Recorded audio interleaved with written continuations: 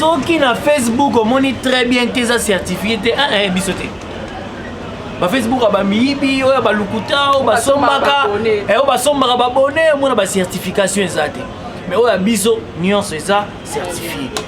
Un jour que Ferrego là à ça la pâte à featuring na Fally.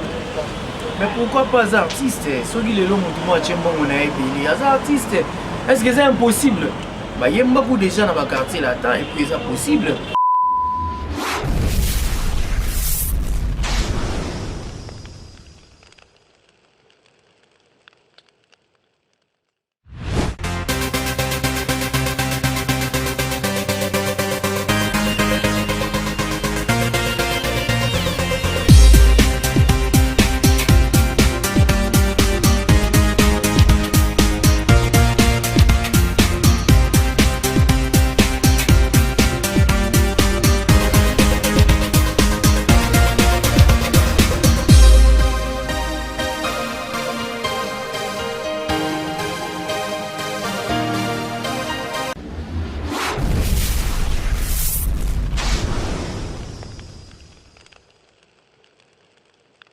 Bonjour, bonsoir très chers internautes de partout dans le monde. Je suis Sarah Tola, l'animatrice des émissions en ligne. Aujourd'hui, je vais recevoir pour vous le chargé de communication de Ferrego là, à la presse présidentielle, qui répond au nom de Tracy Yeleza et avec lui, Tomira Olobela Babi, acoustique Oyo et Sali Makele, le lobby Sibatou. Et on va essayer de parler aussi du groupe Jet Set. De Ferrego là, Papa Hervé et Toromeka pe kokota kota na moi actualité ezoleka partout dans le monde. Là, je dis déjà bonjour à mon invité. Bonjour Benangonga, Benangonga, moi ça dit au milieu. Naebisio. Femme mariée il faut le légitime quand même. Et puis beauté na bien. Bonne santé. Voilà, bien. En tout cas, Tracy Yeleza, bon mouvement. Na moni confinement oyo makambo nyonso eza ya olala tone. Non, oma acoustique makambo eza ya kotelema. Oma acoustique et puis namoni lobi na chaîne ya Sarah Tola batiaki image ya Flipad en direct. Donc eleka na Instagram yo po tiango en live. olakisaka nini osala en tout cas olakisaka après caméra mais bafan na Jet Set bagaulois na bagauloise en tout cas napesi bino mbote 4G News télévision baleine de la presse napesi bino mbote boyebisenga Sarah Tola to na posa Tracy Yeleza aleka bosolola Tracy Yeleza Jet Set ezo évoluer oui, je voulais bien on finit. Sauf que on a parlé à des quadres, ils ont permis de parler place où il y a par rapport à parler à résidence. Et à tout moment, on a reçu la navette, au vent, et nous avons place dans la et puis, nous avons un peu pour finir, par exemple, Sika, de l'activité. Ça de tout coup, on a moins de 19 personnes. Moins de 19 ans, c'est que vous avez un musicien. Si, un musicien, un bureau, d'autres moi, moi, peut-être Mbalo, donc, tout ça, sauf que moi, on a permis à tout moment, si tu as une sélection, moi, ici, on a mis comme là qui donc voilà. Mais tu lancer au acoustique, résultat positif, et puis merci à ma fanatique. Donc, le résultat est positif. Quand on a positif. C'est positif, on est positif. En tout cas, Tracy Yeleza, on a pu en profiter. Après sa félicitation à Papa Hervé, puis que Papa Hervé, homme responsable, moto à Yamona, tout le monde tout cas na Congo. Moto va se respecter, on va faire une place na Papa Hervé. Donc un grand merci, félicitations déjà na acoustique kitoko bongo après ça biso mais tout quand on a acoustique na biso. Et ça na quelques bateaux basali moi ba analyse ba vidéo acoustique wana il fallait que tout le monde a ba guitariste yemba pourquoi yembité on est en etika studio à sali clip yo étant que chargé à communication okolo bana bateau wana en tout cas on lingana to na kata bêtise na bango te ko biso to se retrouver dans même bassin ba yebaka définition acoustique relaxing. Voilà, c'est-à-dire que j'ai déjà une guitare, la voix, déjà acoustique. Ok. Habité une acoustique live. Live, on a une émission, à tes agas différés, mais tant que tu balances, on les gagne en live. En live. Ça veut dire que les mots, la différence, c'est bon, et bref, ils ont homme acoustique. basepeli na wana nde bayambi yango voilà oyo asali débat na ye analyse na ye baanalyste yango ntango atyaka bango analyste culturel nanomaka bango mpona mona neti ezalaka Vincent na Frank Stéphane banzamba analyse bango wana siko bango nani atya bango eya mosala na biso mpo tosala analyse ya likambo moko boye oyo ezomarche bien mpo tolobela mais nasepeli naolanda Frank Stéphane mosala kitoko Vincent na Soleil na ye namoni changement te Mumbaya musala kitoko vraiment sala tola musala kitoko na mona même Vincent on doit continuer na même soyez à rapasser na l'émission mona na loba ne ba vérité ba quatre vérité nga tchenga mutemo na loba na et na mona ga o changer mais baninga tout pena pepel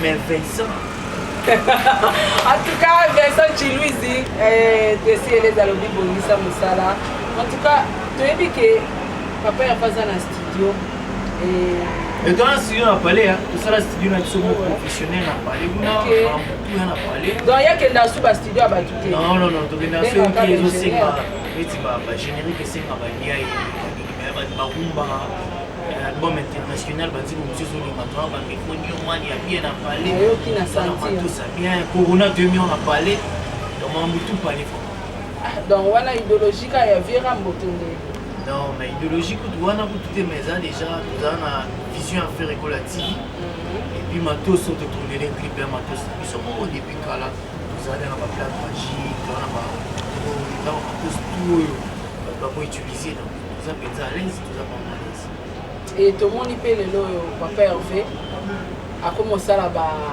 la émission et à live Instagram. Et pourquoi pas que ça fait chance de faire la chroniqueuse parce que la chroniqueuse est venue à Sarah Tola, biso net aux aboués, on a comme ça message vraiment à papa Hervé, net aux aboués, et to linga rappel papa Hervé, to ça rappel analyse à madame pour la papa Hervé, mais pourquoi papa Hervé a fait sa biso chance de la chroniqueuse internet Sarah Tola. Ouais. Yo les loso qui aiment une chance de faire l'émission à papa Hervé. D'abord le bizarre parce que yo ça tout le monde pendant pénal donc bando ya orchestre depuis kala. Et puis peut-être que période à nous comme un journaliste. C'est ça. Mais le lobe tout le monde banga pe ko se mélanger ni na lobina bassin en bêtise zo zidana kati. Mutu musu le lobe aluka buzz na e, ana pour ça papa Hervé laisser aider DG pour la aider. Mais après à comment place mon boy a tourné des maloba comme finga suka mutu a pesa kai premier pas. Comment tu préférer? Tu tata aussi car dans les autres comédiens parce que c'est live et tout le monde n'a pas ça musala malamu à musala lobi personne mo ba momba ya liro ba okende ko ya papa Hervé mais Vincent n'est ndimi vraiment tesiko maloba ne na convaincre ils sont convaincre au cas au moni nga dimanche ngeza bala Messi donc on est côté batu baza ebeli moni batu basara tola ba biki asa tola ga mutu na biso déjà donc Christina Sarah tola biso na positif. Mais si on a pas c'est juste pour comprendre, na récupérer un pâté au bazar en mokuna, yo kalinga la pâté. Au bazar kuna et puis baya chez biso awa, pas comprendre que la voix la plus limpide de faire rigola, on a besoin à satisfaire ba mon bonne musique. Ba te belé ba ko ça. Ba comment va faire na ba na ignorance. Ça fait mal. Comment ça na ignorance ça fait mal pourquoi? Si parce que ba tout mususu quand on dit faire à sali oui. Paul Mbana. Mon étude en Abraham, madame Abraham, elle dit que, on appelle cet exemple là. Les filles, la chambre à fille, les garçons, la chambre à garçon. Mais vous comprenez, était bien au milieu de Sarah, là la place. Moi, on a traumatisé dans tout non. De même avec les journalistes. On va le dire que faire à Salibo, il doit mouiller ma fan.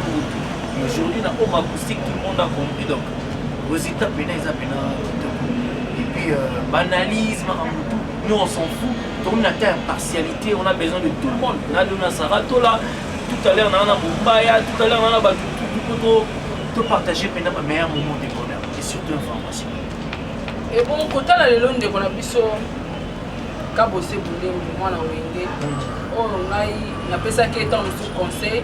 Na binga biso ki omoni ndeko na yo poza na famille et pe na bandeko musuki bobetane pina ba 10 ans bopérate est-ce que so omoni mutu moko ya chuba embeli otika tu bembeli parce que vous avez binemi pour sur la raté point d'interrogation tout le monde a bongo ka bossé pour les waza bongo mwana wenge et azalaka pe recruté par Ferrigola et lelo a commencé la ba émission koloba mabe na kombo ya papa Hervé azo bozo soyez ba musicien ozoye ba musicien nyonso bozana idée bo pour orchestre na e parla yo koloba ni est-ce que ça vraiment pas possible ça devient bien sûr na émission ya Franck Stemai je pense pas soki penisa yango na sengaka na yo na permission de batala image yo pral soki aloba lobi kabose camarade nanga eza peka na chaîne nanga eza peka na Sarato la TV tango rasi batala mais na limite kabose ba posele makambo je ne pense pas parce qu'avec tout le respect au topé ça kabose a te na limite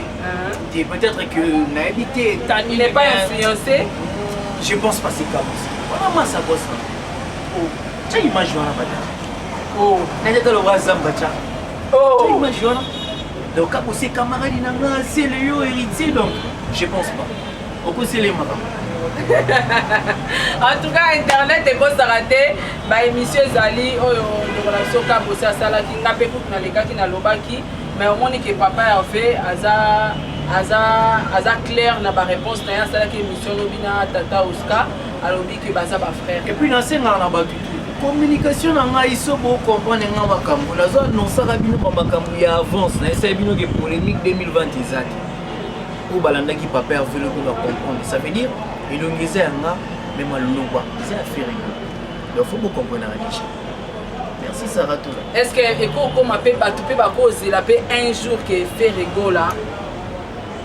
asa la pata featuring na fali mais pourquoi pas artiste soki lelo mutu mo achembo mona ebili as artiste est-ce que c'est impossible bah yemba beaucoup déjà dans ba quartier là temps et puis c'est possible c'est mutu achembo mona ebili amoniki to moniki ah te mutu pena chepena paquet ba condition yo c'est ça mais amoni déjà pour un problème ta bah ça artiste ba ngomi balé et rapport na matalo kuma Congo pas le zori azako toyo ye pas zako toyo mabeta mabeta. Merci beaucoup Yeleza et sans rancune, sans polémique. Balobi producteur à mon anaka. Pas le il y a aussi une ambition à cette polémique bakati ngambongo. Eh tout là. So na sali polémique bakati ngambongo. Ya solo. Salaire ikata. Yipsa mabli sa fana na ndabo fini mbongo wala pesa économie. Sigo bakata ngo lisusu. En tout cas merci pour la réponse. Tout le monde a dit bongo pe. Na moi mikolo le kanaki na ngapi na zone émission mais ozala ki pe trop chargé na musala et tolanda ki bongo musicien na profiter na senga ba excuse par rapport à rendez-vous monté na yo beaucoup te comprendre ma tout à l'heure comment na gérer la bâton na passe ouais tu travailles beaucoup en fait et tout le monde ki bongo ndeko na biso artiste congolais pe kaka na kombo ya Bobby Lobiti na émission ya confrère nanga Papi Mboma batunaki question sur Ferrigola sur la personne de Ferrigola et avec ce qui sont solo ya ba 12 millions de vues est-ce que musique ya lelo to comment vivre kaka na ba vie na total analyse mo so ina fi bon ko ina garçon mo ba tsege na katikati ouais aussi bien vous devez non kata émission kata la émission je crois na bon vent ouais kiti mo ya kekele boya bien ouais c'est pour dire ba te belé ba bazota la ba œuvre qui va ta la ba vie na répondre aux questions noté mais na répondre aux réflexions ouais ça dit on a bien répondre aux questions na répondre artiste wana mais na répondre aux réflexions wana lelo ngala ko sala effort ça dit elle roi jeune mo boy ala ta ba mate to boka ma boga ako sala effort ako molata bien na moni commanda au kilo tulai ako sala effort ako molata bien comme un peu propre ako sala effort ako malito ça veut dire ba œuvre autre dans mo lelo ya mozo bundela biso ba viuté parce que na ba mission monsieur salara ça 50 000 vies pour moni mo penga Sarato si et ça a 2 millions de vies pour moni peut-être film ba zo msali nini ba sima boye ba tu ba olandaka yango voilà mais ba œuvre etikala le artiste est belé basala ba œuvre 6 mois semestre mo évidé une année évidé mais ba ndemba faire tala ndenge kindaka tala ndenge etikala obi lobi na direct asa direct ba ko mele ba ndemba obi ke mo ale mi abi ba ndemba obi za ke pena ça dit mutu na mutu apesa kuna moi je crois que c'est un faux débat et c'est pas important. Au lieu de tout le canton de musique, tout le canton valoriser ma œuvre.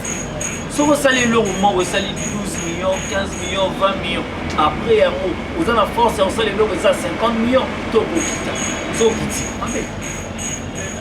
Répondez à la réflexion. En tout cas, merci beaucoup. Réflexion, on a déjà, je crois qu'on a fait une analyse à Bongo. Il y a Kolobela. Tu as eu 4 émissions. Oui. Au Facha Mabé, dans la Tumbolito là. C'est ça. Déjà, tous les lots, comment vivre dans la vie. Total à Robert, t'as combien de vues? N'habitez pas, on a téléphone tout na yo. Tes bases c'est important. Na ba vue kaka musique. Net na minute on a émission home acoustique na 4 jours toi derrière toi qui na 500 000 vues. Na 4 jours à Pamba. Pour le bel emploi. C'est important, on a banda pour tout à Paris pour acoustique. Ça veut dire bah on a posé faire na bango, bah on a posé artiste na bango. Donc faut te protéger faire. Faut te battre la faire, tout ça mais la Nzambe. Ah non. Après ça y est sous ma casse il a force donc azasu musica donc voilà. Merci beaucoup Yelé Zabami. Tolobela ba actualité ni au sommet. Na moni pour dire Diego Milito artiste mboka na biso passer qui acoustique na. Commentaire na tant que presse présidentielle. Ben oui, Diego Milito c'est un bon artiste, c'est un bon chanteur. Et on a découvert une émission en Afrique. J'entendais parler de Diego Milito toujours à la place mon ando foot là où il est pas chocolat poutou. Ouais. Oui bien. Voilà. Ça dit jour mon là on a chocolat poutou c'est non il Diego monsieur wata banini Diego Milito. Mais au Guinéen qu'on émission mon Afrique ay mama sou ay konana lo seba ebet na chara. Ay boyemba. Et aujourd'hui quand vous allez informer pendant une émission qui a loué tout ça. En tout cas, Nathalie acoustique naé. Bonne chance à Ibadien Bali Padre, bonne chance à lui. Et puis comment ils ont motuté, ce que ça lui est vraiment bien. Vous voyez, donc quand il n'est qu'à côté, à sa carrière n'est pas pépé. Mais on fait ici déjà parcours naé, qui est malade.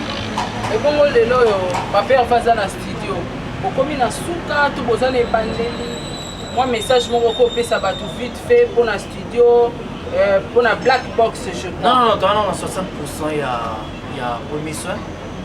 Et ça, premier soin, black box, c'est là. Black box, c'est ça, boîte noire. Projet à Rumba, dans ça en 2014. Boîte noire, là. Boîte noire, au Koleka. Voilà, black box, c'est la boîte noire. Quand boîte noire, elle est déjà dit. Quand c'est black box, c'est la boîte noire. Tu as tout ça la version internationale, la version à Rumba, la boîte noire. Mais c'est au producteur, on a un il fallait ça l'économie pour tout comme black box. La mélodie tellement harmonieuse et tout le monde change un titre un peu comme harmonie.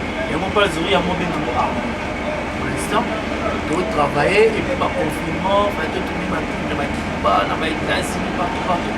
On a fait un featuring des athées. Et bien, si tout le monde là.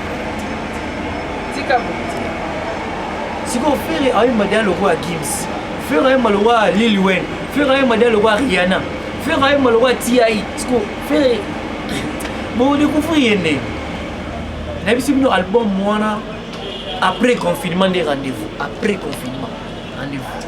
En tout cas, on a l'acquis. Ce qui est ici, voilà, il y a des journalistes. Ah? Comment mélodieux? David, désolé, pardon. Ce qui est ici, tu es un journaliste. Si carrière, n'a trop que ça vous 10 ans. C'est si meeting à 10 ans, c'est trop.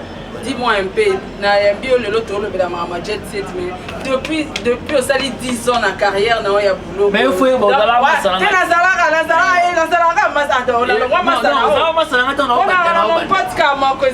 ben oui, parce que n'a pas période où on a l'enfant dans la flat. Mais tout là quand même, donc ça veut dire ils ont amour, ils ont amitié, tout ça. Donc ça va tout là, on va soutenir rien là bas. Moment on a vu que le premier fils n'a été ça va tout la bonne. C'est vraiment. D'abord tu as la aussi pour te baler tout le boss. On pose à la deuxième personne. Tant pour lui vraiment. Là où il y en a regretté na tout là, on peut se rendez-vous tout pour t'arrêter na quoi ma paix. Là on va été tout le mon pote comme mon ennemi. T'es mon ennemi, t'es là ça qu'on a téléphone à ligne en tout cas, parcours les cas bien, la carrière. Ça marche bien. Très bien. La banane va. Il a fait rigolo là-dessus. Est-ce que ça sur yo to komi na ndako ofele na salaire lisusu ndako ofele na appartement tant appartement $700 ozwi wapi nafuta 700 nazwa mpesa otindela mama ozwi natala wapi mpe madame ozwi wapi nakibeli fanto nozobala pe te ndeni non tout ezaka projet bali félicitations ozaka mbongo te mais projet ezela na papa projet nde nini yango na tuni yo na 10 ans nyonso tosali mosala na yango obénéficie na on a bénéficié na et tout près de faire rigole encore déjà on a bénéficié na ebele makambo mosusu ezali mpe orgueil na lobela pas important babilo mosusu ezala bien matériel soki bakokumisa mwana kote mona bayoutubeur na bapolifwati na bénéficié moi trop d'abord ya liboso eza connaissance ya mibale eza confiance ofere apesama c'est ça nayaki journaliste affaire apprendre nga asali effort nakoma manager nazwi bacour na manager label na ye Rebochulo, 2 millions de vues déjà.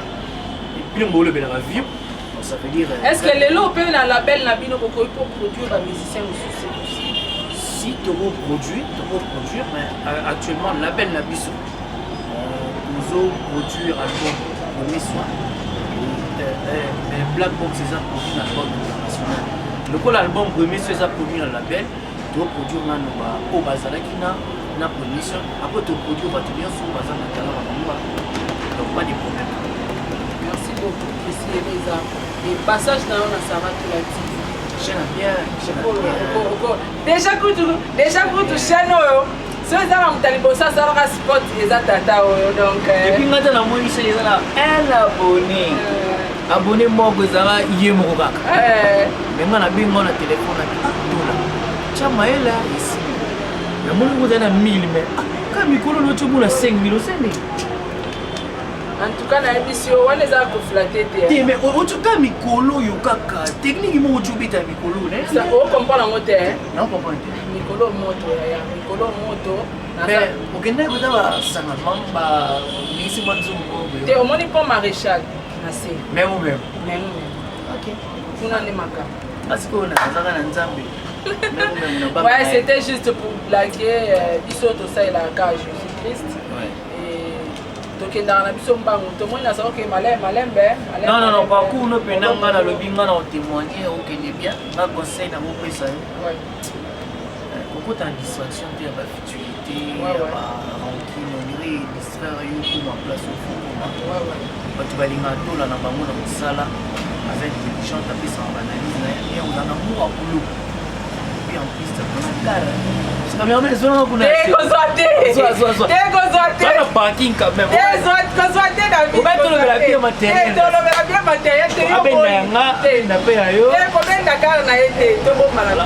C'est pour dire que. Déjà félicitations et Tracy Elisa à Salama Kolote.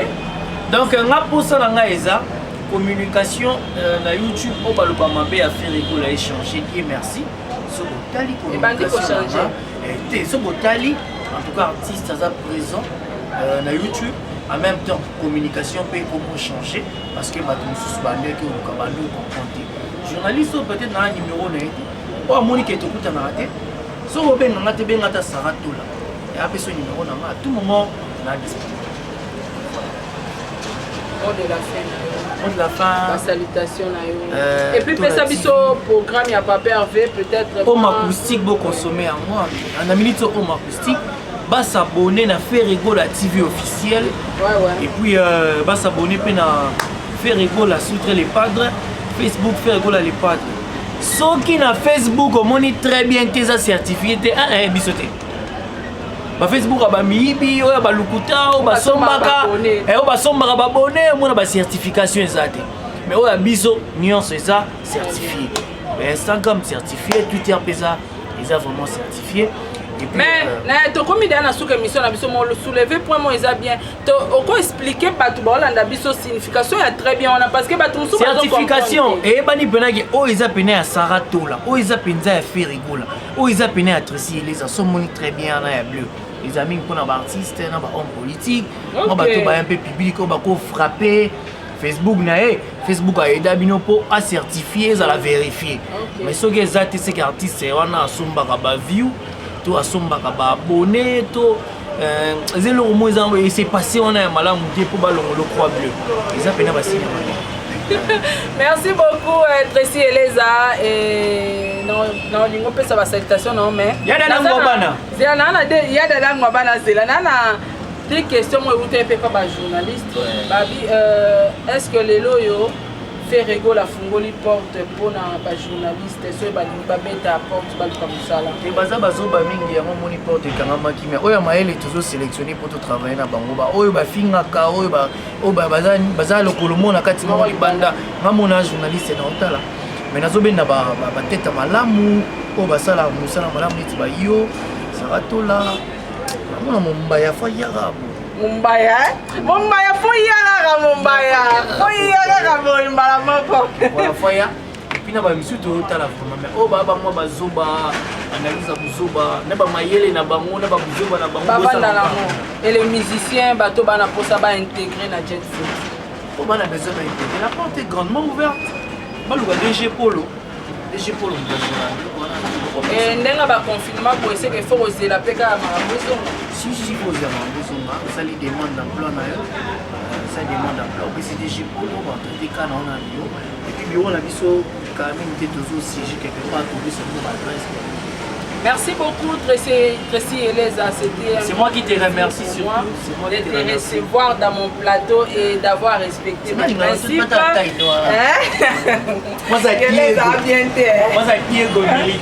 Donc c'est un grand plaisir pour moi de te recevoir.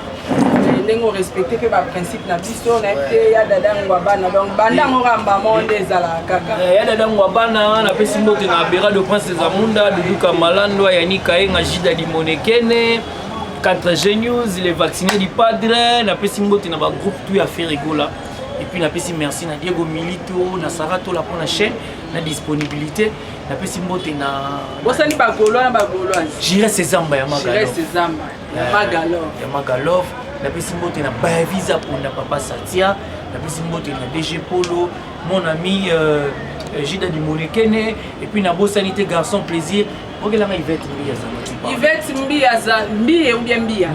Yvette Mbia Zanoti bonjour salut yo fuzara na ekoti ba mais faut pas ça numéro Yvette Mbia Yvette Mbia Zanoti na episode côté ba bracelet côté ba bracelet fona zarana yo côté loko fona zarana yo côté ba basket déjà dans un numéro pas Tracy si o ya tambola na ba dina ku diva top des top modèle.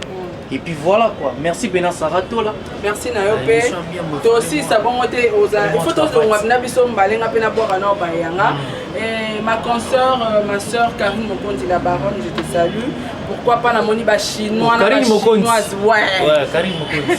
Ba gaulois na ba gauloise 4G News télévision bambote na bino baleine de la presse et baleine président Kebakweno bambote na Kebakweno mais soana mabe Soengo merci beaucoup Chada na pese bambote Junior Kabananga Okosha Lili complice Chungu na pese bambote chef d'entreprise Patrick Inkani Henriette Kajinga, Grande H, na pese bambote Christelle Fernandez, Oscar Leta na Mushinda hyper comptable, mon oncle. Je te salue, na pesi mbote na. Oh, mais pourquoi il y a un peu Isisto là? Oh, non, na komi kunate. Oh, Isisto là, Isisto là. Mon frère, chéri, Isisto là, je te salue, Dadi Tola, toute la grande famille Tola. Vous avez la famille bien, on Batola, la grande famille Tola, mon père, tout le monde, na pesi bino bambote. On a famille bien, on se bombe baba. Ah, Nzambelanga. Je salue Maman Michelina Azuka, Michelina Store, boutique, on a Mushinda, la sponsor officielle de Sarato la TV, héritier qui a pas monté ma chérie. Avec internet, il faut que tout la route en a mis à terre. Il faut le barapet.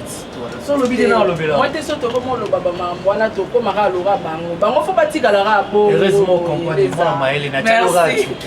Donc, Bambote na yo Amelia moi bamote ma Orlando Domingos le producteur depuis Japon na pesi mbote na yo Guy Roger Matondo Fiston Bulldozer bambote na yo Jenny Beta l'industriel moi c'est à Pembe président Charles Tamwe bana imana bana DSMP bambote na bino en tout cas David Omenga derrière la caméra na bosanyote J'irai ses Zamba c'est le Scram Poutine. Oh Poutine grand frère c'est le Scram et dit Macintosh Arnaud de Matiki Ova En tout cas, merci beaucoup. Je crois que nous sommes arrivés à la fin de notre émission. À la prochaine émission. Au revoir. Ciao. Bye.